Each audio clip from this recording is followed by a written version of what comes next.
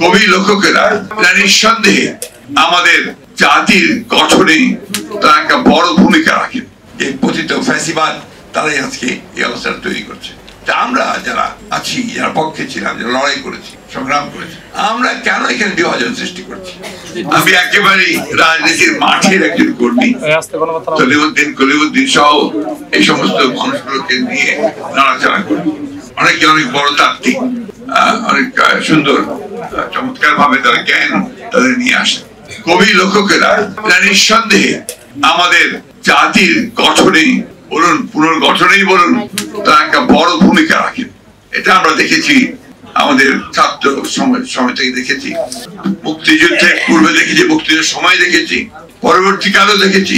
কিন্তু এখানে আপনারা আলোচনা করেছেন দুর্ভাগ্যক্রমে এইবার এই হাসিনার সরকারের সময়ে আমরা এই বিষয়টা সেইভাবে দেখতে পাই। হ্যাঁ, হয়তোবা এখানে আপনার অনেক ভয় ছিল, আতঙ্ক ছিল, এবং যেটা ফ্যাসিবাদের প্রধান অস্ত্র, একটা ভয় রাজ্য সৃষ্টি করা, সেই রাজ্যটা তারা সৃষ্টি করেছিলেন। জনপ্রিয় অনেক যোগ্য মানুষেরাও কিন্তু তখন সেই কথাগুলো লিখতে পারেনি, বলতে পারেনি। আমি ধন্যবাদ জানাই আমাদের ছাত্র জনতাকে, বিশেষ করে ছাত্রদেরকে, যে তারা এই সুযোগটা সৃষ্টি করার ব্যাপারে দীর্ঘদিনের যে আন্দোলন সংগ্রাম তাকে সঙ্গে নিয়ে তারা এটাকে সম্ভব করেছেন। শ্রদ্ধা জানাতে চাই সেই সমস্ত শহীদদের যারা আমাদের এই অবস্থায় নিয়ে এসেছে।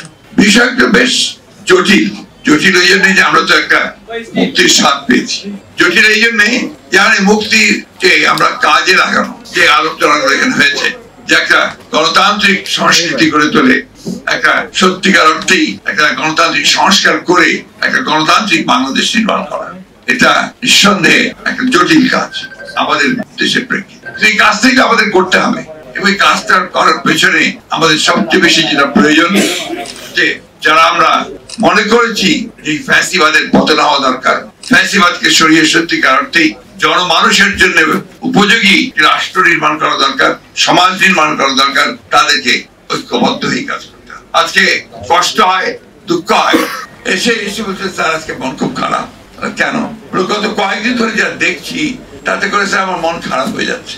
এই যে এতদিন ধরে যে কষ্ট, যে পরিশ্রম, যে ত্যাগ, যে আত্মজনের চলে যাওয়া, প্রিয় মানুষগুলোর চলে যাওয়া, সবকিছুকে ছাড়িয়ে কেমন যেন একটা ভয়াবহ একটা অবস্থা তৈরি হচ্ছে। আমার মনে হয় এটা অত্যন্ত আপনার পরিকল্পিত ভাবেই এই অবস্থাটা সৃষ্টি করা হচ্ছে, এবং সেটা করছে যে পতিত ফ্যাসিবাদ তারাই আজকে এই অবস্থাটা তৈরি করছে। আমরা যারা আছি, যারা পক্ষে ছিলাম, যারা লড়াই করেছি, সংগ্রাম করেছি, আমরা কেন এখানে বিভাজন সৃষ্টি করছি?